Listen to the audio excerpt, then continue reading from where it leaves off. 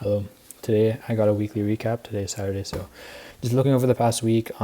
This week was the first week of university, so I can't lie, I was a bit overwhelmed. I wasn't like my main focus wasn't on trading. Like I was still getting up for market opens, but I wasn't too focused on like winning or losing. So I think that was a good thing. But at the same time, I wasn't really like thinking about trading. So it was like I don't know. Maybe it was a good thing.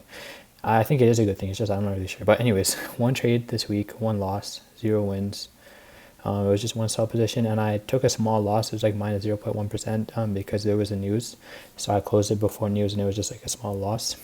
And yeah, so only like $10 down, not that big of a deal. But yeah, so for improvements is I'm not gonna lie, this week because of uni and everything, my journals weren't that in depth. Like I was still journaling everything, but I was kind of like half-assing it. Like it wasn't that deep. I was just like copy pasting, and these weren't like that in depth of what I wanted to see, kind of. So that's kind of where I needed to improve on. Like this is like what I put for what to learn. Like it's not that good. So I think I need to work on that for sure. Next week, going into next week, putting more effort, putting more time into those recaps. Also, something is that bro, my bad. I don't know why I'm out of breath, but with the stress of uni, I felt like I was like stressed all the time, right? And when you're stressed and you're on the charts, you're like those emotions can like be exemplified. Like they could just be, I mean, not exemplified, amplified.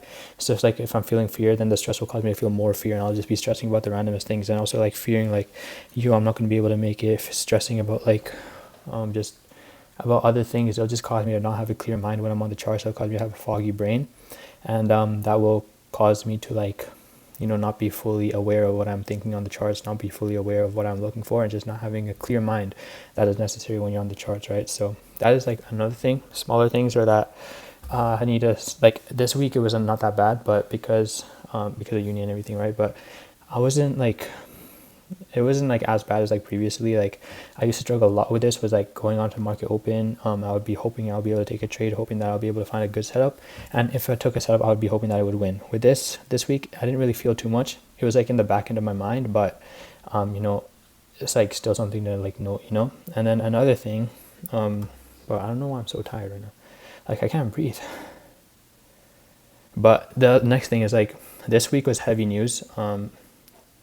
I can find my Safari, but this week we did have quite a bit of news. We had NFP, and then we also had this day. This was pretty heavy news. Then we had this day as well, which is also decently heavy news. And then also we had a USD bank holiday on Monday. So with this, ideally want to be looking for something before, I don't want to trade right before a red news. Like that's just kind of like dumb. So, ideally like maybe an hour to find something, and then like take it out like half an hour before. That's like the rules I follow by. So I have to find a trade by 6:15, but ideally I'm not trying to enter something like right at 6:15, right? This was a GBP news, so maybe I could have traded USD, but again, I trade GBP USD, GBP JPY, and I trade primarily GU and EU, but sometimes GJ. So it's like two of the pairs already cut out from GBP USD and GBP JPY. But again, bro, I don't know why am I so tired, bro.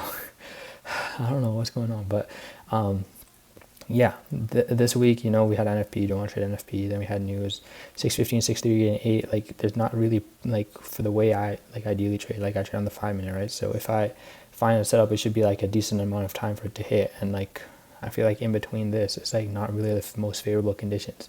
And when it's, like, weeks like these favorable unfavorable conditions, especially, like, trading on USD bank holiday, those are the days and those are the weeks that I should be patient, waiting for the next best setup, not trying to force anything bad, just waiting for the next week, just waiting the week out, not, like, getting caught up in the choppiness of, like, the red folder news days or the volatility of those, or the, like, like, kind of, that's what I'm trying to say, I just gotta be, like, be more patient for the unprobable conditions to, like, pass, and then go heavier and, like, be more confident in the more probable conditions, So the one trade that I took today was actually on Wednesday, the day we had the GBP news. It was on Euro USD. So with this GBP USD, we actually took out the London high and also took out a 4-hour high from way before. So with that, I was kind of convinced that this was where Euro USD might want to reverse. I don't think the DXY took out the low, but because GBP USD had taken out the London high and the 4-hour high when Euro USD hadn't gotten up to the London high or the 4-hour high yet, And after they both confirmed bearish, I was quite convinced that that was when we wanted to like that was like a key reversal point, because we also did form this small 15-minute SMT. I know this is on the 5-minute, but on the 50-minute we formed a small bearish SMT. GBP/USD formed a higher high, while Euro/USD formed a lower high. So with that, I was even more convinced that we would want to go short on Euro/USD, because apparently, according to like this, Euro/USD had more selling power by the algorithm and the market makers, and that would be reason for us to go short. That's like the better kind of entry on this. So waiting for a confirmation on the 5-minute, like more like proper confirmation. We inversed the gap on the 5-minute, broke structure as well, and I entered purely off of that.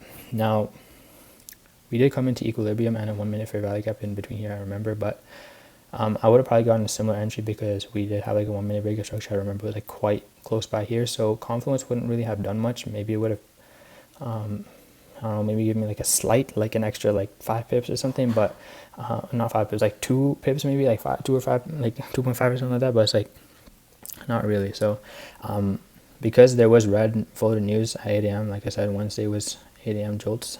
So I wanted to take out the position ideally 30 minutes before, or just break even if it was in profit. But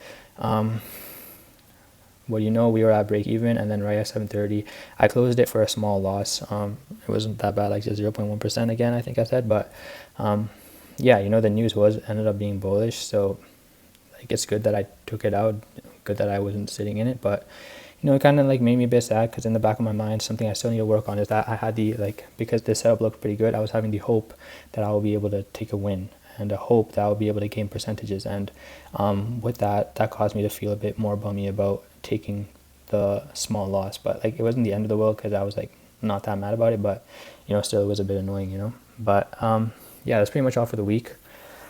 Not much. Yeah, but my mouth is so dry.